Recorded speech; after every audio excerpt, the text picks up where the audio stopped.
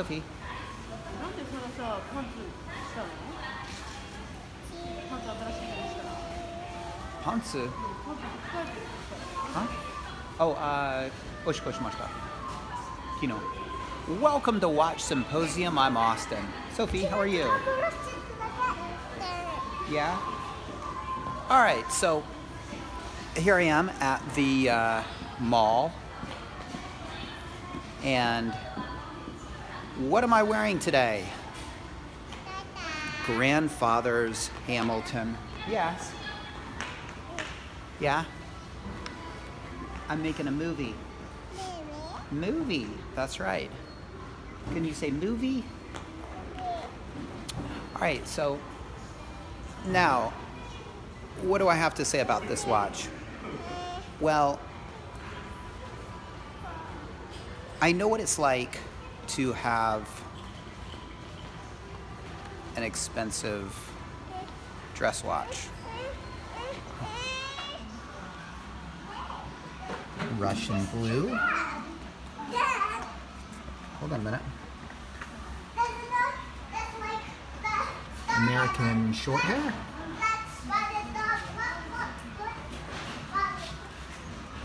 Somali.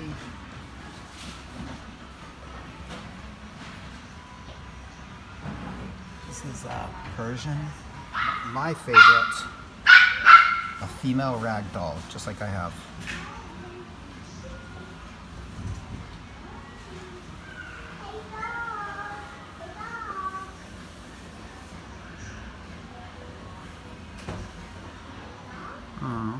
All right, got sidetracked with cats there. All right, so as I was saying, I'm wearing my grandfather's Hamilton, and I know what it's like to have an expensive watch. I feel like I know how I would react to an expensive, say, $15,000+ Patek. And the reason is because I treat this watch as if it were something of great value, because to me it is. It's got a lot of sentimental value. So I treat it much like I would, say, a $20,000+ watch. You know, I'm really careful when I wash my hands. I take note of the weather before I wear it out. I fuss over it more than I would, say, a Rolex. And on a side note, that's one of the reasons I love a Rolex, because it's robust, it can handle moisture, and I feel like my investment is protected. But this watch gives me a window into how I would react to, say, a Patek Calatrava. Now, I know they're, somewhat protected against the elements and moisture, but the band is not, and I really would consider that a watch to keep away from water. And the band, if nothing else, would keep me from washing my hands with reckless abandon like I do with a Rolex. So because I know how I would react, and I think an expensive watch like a Patek Calatrava dress watch would become the bane of my existence. I think it would own me versus the other way around. I don't think I'll ever invest in one in the future. I can't see having one. It's interesting, the idea of protecting your investment, and it's interesting, the idea of, say, the idea of right, the idea of when you buy something, right? When you buy something, the idea of, say,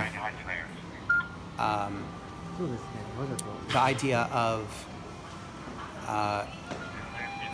I'm a little, as you can imagine right now, it's kind of hard to make a video when you got like a security man hovering around you. Anyway, I will continue.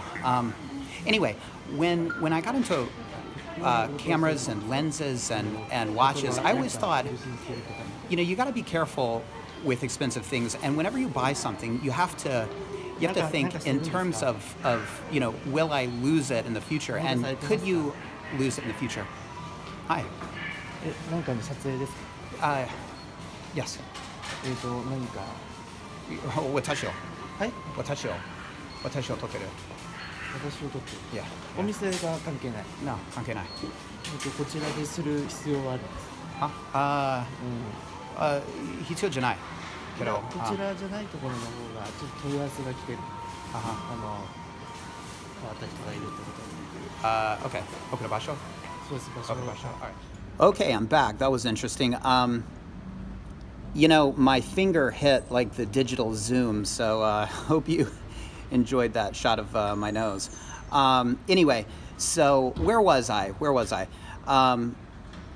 So when you buy something expensive, you sort of, in my opinion, have to ask yourself, could I survive if something were to happen to it tomorrow? If it were to disappear, get stolen, break the next day, would I be okay? And that's always been something I ask myself before buying something expensive, you know, whether it's a watch or a camera or a lens. Would I be okay the next day if it were to vanish?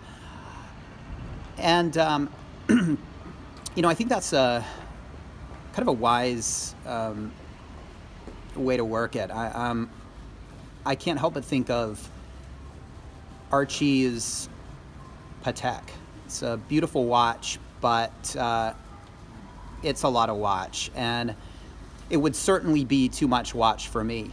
You know, I couldn't. It would take a watch like that would take me out of the, you know, the watch game if something were to happen to it, and perhaps well, it would certainly be a hit to Archie, and you can see sort of how careful he is with it, and you know, it sort of it detracts from his enjoyment of it. I think it's pretty clear to see. If he were to liquidate that watch and turn it into, you know, 3, 4, 5 still amazing but not quite so expensive watches, I think he'd relax a little bit. I think he'd enjoy the variety a little bit, and I don't think it would be so dangerous, you know, investment wise. You know, I don't think the potential for disaster would be there to the extent that it is with that kind of money in one little mechanical watch, which, I mean, if you think about it, you know, 20, 25,000 for this little mechanical machine. I mean, it's awesome. It's awesome, but it's intimidating. So that's one of the reasons why I like to have, you know, watch that's around 5,000. I think that's sort of my sweet spot in terms of, you know, what hurts enough to appreciate, but what wouldn't wreck me completely. I mean, don't get me wrong, if I were to lose the sub tomorrow, man, I mean, it would be quite a hit, and life would suck for a few years. I don't know if I would ever get over it, you know, because you have a bond with a watch. But from a financial, strictly monetary point of view, I would survive. I would be fine, and I would continue the watch game. But if I were to liquidate those watches and turn it, you know, turn that 15,000 into, say, you know, a Patek or you know, a more expensive Rolex, well, you know, that's putting all your eggs in one basket, and it could end in disaster. And, you know, but it is sometimes a thought and an idea, and you guys know how I feel about a one watch. And so I think, you know, should I just, you know, liquidate and turn that into just one really awesome watch to last me for the rest of my life? And then I think about, do I really want all my eggs in one basket? And I think, yeah, you know, I think 3, 2 watches is a sweet spot. You know, I can't help but think of the marketing angle that Jewelers on Time uses. You'll keep having your $5,000. It's brilliant. I mean, it's absolutely brilliant, because anybody with 5,000 in the bank looks at that and thinks, I could be wearing a watch right now. I could be wearing a, you know, really cool Rolex and, you know, enjoying it. And I still have my money.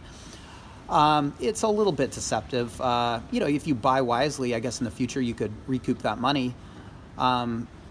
But your money's safer in the bank, and you know, if you are using that watch, with each scratch, that's another $100 or $200 off of it. You know, and you got to factor in service costs as well. You know, these things are like cars. You know, they you know, in 10 years, you got to think about what kind of service costs are you going to be paying on 3 Rolexes. That's, you know, I always think the first time around when you get a new watch, servicing it's a fun thing. It's, you know, it makes it feel like you own the watch, and you know, you might have it polished and worked on, and it's nice to have it checked out. You get it back, and it's just really feels like your watch.